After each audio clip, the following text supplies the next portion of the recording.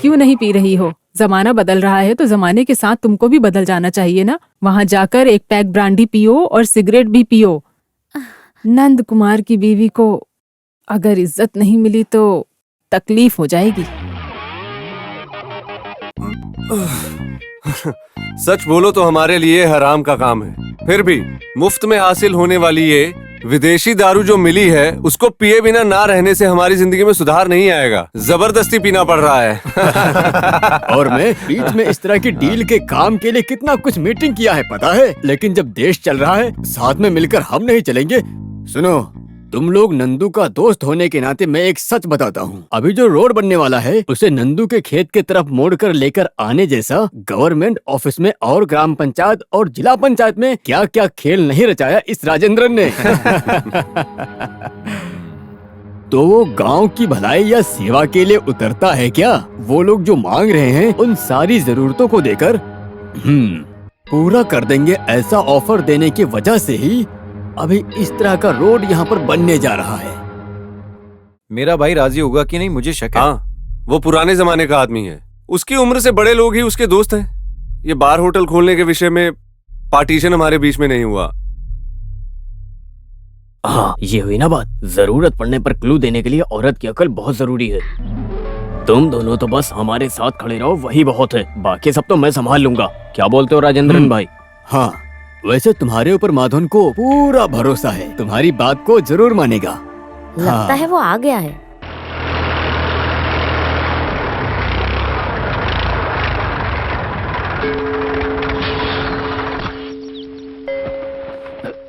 बड़े पापा। अरे अरे छोटे मालिक, हाँ हाँ हाँ, आ जाओ। तुम लोग कब आए? हाँ, बड़े पिताजी, मामा मम्मी सब लोग आए हुए हैं। देखो बड़ी माँ। हाँ, सब लोग एक साथ ही आ गए। कोई खास बात है क्या? आपसे मिलने के लिए खास वजह की क्या ये भी जरूरत? सही है। तुम्हारे छोटे बच्चे कहाँ हैं? कोचिंग चल रहा है ना, इसलिए दोनों को लेकर नहीं आई। मैथ और फिजिक्स दोनों में कमजोर है। मैथ और फिजिक्स में कमजोर होने का सवाल ही नहीं उठता, क्योंकि तुम्हारे बच्चे हैं ना। फिजिक्स है मामा जी, उसमें भी कमजोर है वो। ऐसा मजाक मत करो। फिजिक्स में वो लोग कमजोर ही है, लेकिन सुधार तो मिलना चाहिए ना। भाई, हम आपका ही इंतजार कर रहे थे। साले साहब, अंदर मेरे दो दोस्त आए हैं, उनको आपसे मिलवाना है। तुम्हें आए काफी देर हो गई? नहीं। अंदर चलो। जाओ बच्चे, तुम लोग जाकर खेलो। बाय।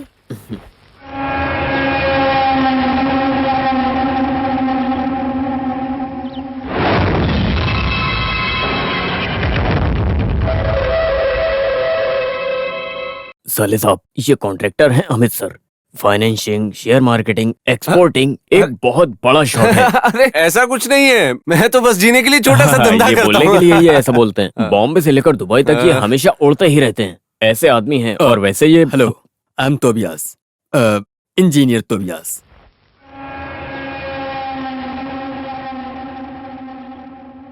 ये कौन है? वीआईपी लोग ऐसे ही हाथ मिलाते हैं क्या? क्या है ना साले साहब? नहीं, वीआईपी लोगों को इज्जत देना मैं नहीं जानता, इसीलिए पूछा। Sorry, I forgot it. Wash किधर है? वो उधर है। अच्छा। अरे रुको, मैं भी आता हूँ। उन लोग मुझसे इस हाल में मिलेंगे तो उनको याद रहेगा क्या? नहीं, वो लोग थोड़े नशे में हैं। ऐसा वैसा तो होता ही रहता है। घर में औरतों के बीच कोई इस तरह की हरकत करता है क्या? बड़े बड़े लोगों का बिजनेस के कामों में इस तरह ड्रिंक करना एक रिवाज बन गया है। माधवन भाई, आप कभी ऐसी पार्टी में गए नहीं हो, इसलिए आपको अजीब ओ, लग ऐसा रहा है क्या? तो फिल्मों की हीरोइन को लाके नचाओ ना यहाँ पर। हाँ? अगर तुम लोगों को किसी बिजनेस के बारे में बात करना है तो किसी बड़े होटल में जाकर बात क्यों नहीं करते? ये घर एक मंदिर है। लेकिन इस सिलसिले में फैसला लेने वाला आदमी मिस्टर माधवन, उस वजह से ही हम लोग इधर आए हैं। क्या मैं? हाँ, केवल आप हाँ करके हाथ मिला लो, इतना ही काफी है। बाकी का मैं सब संभाल लूंगा। कैसा खेल? मुझे कुछ समझ नहीं आया। मैं समझाता हूँ। हमारी खेती की तरफ एक बाईपास रोड का सेंक्शन हुआ है। पालाकाड़ जाने के लिए शॉर्टकट है। जिला पंचायत के बहुत संघर्ष प्रदर्शन करके ही मैं अपने वडाक्कन गांव के इस तरफ रोड बनाने के लिए सेंक्शन करवा लिया है, और थोड़ा बहुत रिश्वत देने की बात भी आई है। Swimming pool, massage centre, health club के साथ साथ 5 स्टार फैसिलिटी होने वाले होटल हम लोग बनाने का प्लान कर रहे हैं। आहा, एक हेरिटेज होटल। हाँ। फॉरेनर देखेंगे तो उनके दिल को छू लेने वाला आईने जैसा होटल, ऐसा बहुत मजेदार सेटअप है। कोटयम और अलापुरा में जो भी डिजाइन्स को मैंने किया है, ज्यादातर फॉरेनर्स का दिल कहाँ जीतने बनवाने वाला के लिए? हमारी खेती में।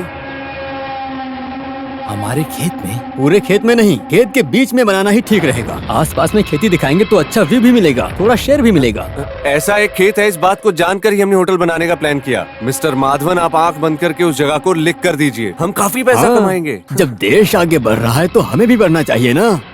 बढ़ने की बात तो ठीक है, लेकिन खेत के बीचों बीच में ऐसा नहीं करना चाहिए। अरे थोड़ा सोच कर देखिए mister Madhavan, it's a golden chance. इस काम को करने के लिए हमें ही एक कदम आगे रखना होगा। सतीश और रमेश को इस काम में दिलचस्पी है, उसी वजह से हम लोग यहाँ आए। नहीं, इस तरह की चीजों में मेरे भाइयों को मत घसीटो। गांव में सुधार होना है तो खेती करना बहुत जरूरी है। आपकी जरूरत के लिए बहुत सारी खाली जमीनें पड़ी हैं। इसके लिए गरीब के पेटों पर लात क्यों मार रहे हो? अंग्रेजों को साहब बोलकर उनके सामने सर झुकाने की कोई जरूरत नहीं है, समझ गए? आपका और आपके भाइयों का भला हो जाए ये सोचकर समझा रहा हूँ। इस तरह खेती की जमीन के फिक्र में इतने बड़े मौके को ठुकरा रहे हो। अंधविश्वास की भी हद होती है। मेरी बात ध्यान से सुनिए। भले ही मुझे कम जानकारी है, पर मैं अंधा नहीं हूँ। 2 वक्त का खाना खाकर काम कर कर जो अपने घर में शांति से रह रहा है, उनके पेट पर लात मारकर हमारे गांव के भलाई के बारे में जो तुम लोग मिलकर दिखावा कर रहे हो ना, वो बिल्कुल गलत है। अरे साले साहब, थोड़ा इज्जत देकर बात करो। इज्जत से बात इज्जतदार लोगों के साथ की साले जाती है। रहने दो, मेरे मुंह से इससे पहले कुछ और निकले। इन लोगों को लेकर जाओ यहाँ से। साले साहब, उस घर को हटाने के बारे में नहीं बोलना चाहिए था। नहीं, वो क्या है ना, मैं फिर भी तुम्हें इतना गुस्से में नहीं बात करनी चाहिए। तो क्या करना चाहिए था? उन लोग वहां पर घर उजाड़ कर वहां पर होटल बनाना चाहते हैं, ऐसा हो सकता है क्या? ऊपर से बोल रहा है गरीबों को हटाकर वहां पर रोड बनाएगा, और तो और वहां की जमीन निकालने की बात कर रहे हैं। इस तरह का पैसा कमाकर आखिर वो लोग जाएंगे कहाँ? हाँ, इस पैसों का क्या करेंगे? जमीन को बेचना कितना बड़ा पाप है माँ। अब सरकार भी खुद के चावल को विदेशों में इंपोर्ट एक्सपोर्ट कर रही है, समझ गई कि नहीं? अरे माँ, यहाँ चावल खाने को नहीं मिल रहा है, बाहर से मंगाने की नौबत में है। यहाँ की भिंडी और करेला खाने के लिए बहुत कुछ मिल रहा है, और तुम्हारे स्टेट से लेकर आने की जरूरत क्या थी, बेवकूफ? हमारी बात को छोड़ो बड़ी मालकिन, मैं तो बस ऐसे ही बोला था। नंदू और राजेंद्रन ने जो बोला है उसे जाने दो। उन्हें जितना पैसा मिले उनका मन नहीं भरेगा। पर हमारे रमेश और सतीश को क्या हो गया मुझे समझ नहीं आ रहा। वो लोग भी ऐसा ही कुछ बिजनेस करने के लिए सोच रहे होंगे। नहीं, जो बिजनेस चल रहा है उसे चलने तो काफी है। ज्यादा लालच से केवल मुसीबत ही बढ़ती है, बाद में हमारे पास कुछ नहीं बचेगा। हाँ।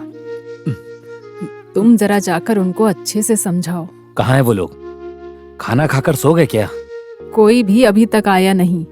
वो तुम्हारे जीजा जी के लोग हैं ना, अपनी बीवी के साथ निकले थे, वो लोग वहीं से निकल गए। तुम इंतजार मत करना, होटल से ही खाना खाकर आएंगे, ऐसा बोलकर गए थे। होटल का खाना आजकल का फैशन बन गया है माँ, भगवान ही बचाए। चलो, दाहिने पैर को आगे करके झुककर हाथ घुमाओ, ऐसे। अब बाएं पैर को आगे करके अब सर घुमाओ। रुको रुको, गंभीरता से, हिम्मत से फाइट करो। धरती से धूल उड़नी चाहिए, देखकर जोश आना चाहिए। मैंने जो सिखाया है वो ठीक से कर रहे हो क्या तुम लोग? क्या अच्छे से सीखा नहीं? नहीं गुरुजी, हमने दिखाया ना। हाँ, तुमने बहुत कला दिखाई है, काफी हुआ। सब नाम के लिए कर रहे हो बस। हाँ, करो करो। हाँ, आप क्या बोल रहे थे? गुरुजी, आप पीछे नहीं अरे हटते? पीछे हटने से मार लगेगा ना। आपकी बात नहीं कर रहे गुरुजी, वो बड़े दामाद जी। हाँ, अच्छा, वो जमीन हटाने का मामला है। वही। अभी तुम लोगों ने जो बोला है वो मेरे बोलने से माधवन मेरी बात सुनेगा क्या? सुनेगा, वो आपका ही सिखाया वो शिष्य है ना, तो आपकी सुनेगा। हाँ, ये तो सही बात है। इन बच्चों के जैसा नहीं है मेरे शिष्य में गुरु भक्ति रखने वाला माधवन, लेकिन ये तो उसका पारिवारिक मामला है ना। सतीश और रमेश को भी बुलाकर एक बार बात करना ठीक रहेगा ना। उन लोगों ने ही कहा था, इसीलिए हम लोग आए हैं। इस गांव में कोई है तो आप ही हैं जो उसे समझा सके। वो है के गुरुजी, ऐसा उनका कहना है। भले ही मैं गांव के पंचायत का मेंबर हो सकता हूँ, पर गांव के सुधार में मेरा ही दामाद रुकावट बनकर खड़ा हो जाएगा तो कैसे चलेगा? अगर ये मामला अच्छे से जम गया तो गुरुजी आपका भी एक शेयर पक्का। ऐसा है क्या? हमने बोल दिया ना। तो फिर कितना मिलेगा? उसमें से मिलने वाले हिस्से में 1% हम आपको देंगे, क्या बोलते हैं? तो फिर ये अच्छी कमाई होने वाला बिजनेस है, सही कहा ना? हमारे अलावा और कौन है यहाँ? और एक आदमी है, उसमें कोई